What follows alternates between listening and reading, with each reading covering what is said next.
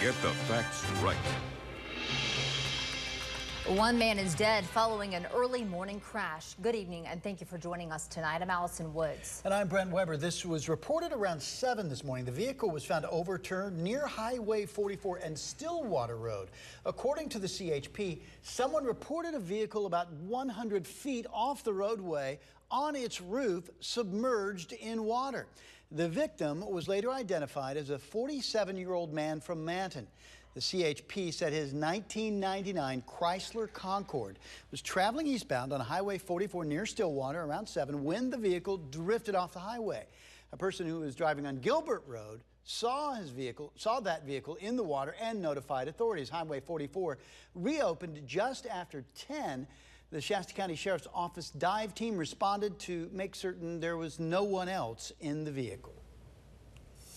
A live look at the Sundial Bridge from our Turtle Bay camp. We broke record highs today, and it's going to continue through the rest of this week. Meteorologist Rob Elvington is here with more on what we can expect. Good evening, Rob.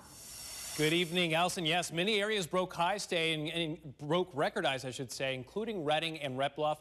We'll take a look at all those highs and the records coming up in about 30 minutes. But today, the first day of the month of February, so big snowpack numbers coming down again today. Today's statewide was at 27% of normal, and actually for Northern California, it was also at 27% of normal. You go back to this time last year, we were at 174% of normal. The record low for this date is 2015. You remember 2015, we finished the entire season on April 1st at 5% of normal. We were at 23% of normal, though, on this date. And the record is 1983. We were at 185% of normal. So we're on the north side of this ridge of high pressure. That's why we saw a very warm day with mostly sunny skies. Still seeing some passing high-level clouds, but through the next really 5 to 7 days, we're going to be tracking mostly clear skies with a chance of record highs tomorrow, Saturday, and Sunday. Even into next week, we're still tracking the chances of record afternoon highs. So very, very warm for this time of the year. We'll break it all down coming up shortly. Back to you. Redding native Preston Sharp has returned home from his trip to the State of the Union. We spoke with him today as he returned to school. It was definitely worth it going to the State of the Union and meeting the President and First Lady and the Vice President and Second Lady. It was an awesome experience. And Preston's friends were excited to welcome their classmate back from his time on the national stage. KRCR News Channel 7's Courtney Kreider did speak with those classmates and Preston about his trip to meet the president. That story coming up tonight at 5:30. Education leaders in Butte County held a formal signing called the Butte County Promise Agreement. The Butte County Promise is a commitment by Butte College and Chico State to work together with Butte County K through 12th grade schools to encourage them to consider college educations at one of those two schools. It will provide free tuition costs for the first year, which amounts to about $1,400 for 2 semesters of 12 units apiece. Chico State said will make a regular visits to local public schools to encourage them to aim high in their educations. They are seeking a seamless transition from high school to college.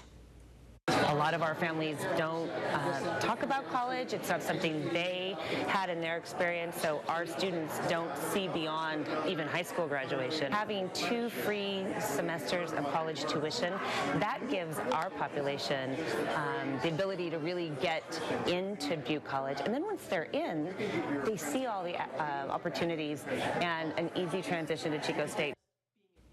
The promise defines success as earning a certificate in a career education field, completing an associate's degree, bachelor's, and/or obtaining an advanced degree. 2 students were shot, several others injured when Los Angeles police say a middle schooler opened fire on her classmates. ABC's Marcy Gonzalez is following the latest developments. Officers searching students one by one at this Los Angeles middle school after police say a 12-year-old girl shot 2 classmates. You guys have heard of location is KRCR Middle School. It's horrible. It's a tragedy. Inside a classroom around 9 Thursday morning, police say a 15-year-old boy was shot in the head. A 15-year-old girl hit in the wrist. Both now being treated in a hospital. 2 other students with graze wounds were treated and released. Those kids are too young. They're traumatized. The entire school put on lockdown. He sent me that text saying there's a psycho with a weapon. With students calling their families in tears. She just told me what was going on, like, hey, someone just got shot, and I need you to be here right now. I'm scared. This one of at least a dozen school shootings across the country in just the past month. Here in Los Angeles, investigators are questioning the person of interest and other students, trying to figure out how this happened.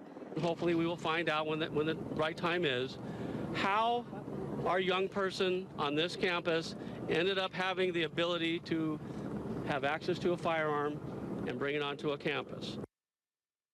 And investigators are still trying to piece together the motive. As for the two students who were shot, doctors say both are expected to make a full recovery. Marcy Gonzalez, ABC News, Los Angeles. The flu outbreak continues to spread across the country, while some officials are worried about the increase in cases in recent weeks. That's coming up after the weather. But first, today was the day a memo drafted by Republicans about the surveillance of Trump campaigning officials was expected to go public, but Democrats and intelligence officials are concerned it may create a security threat. Next on KRCR News Channel 7 at 5.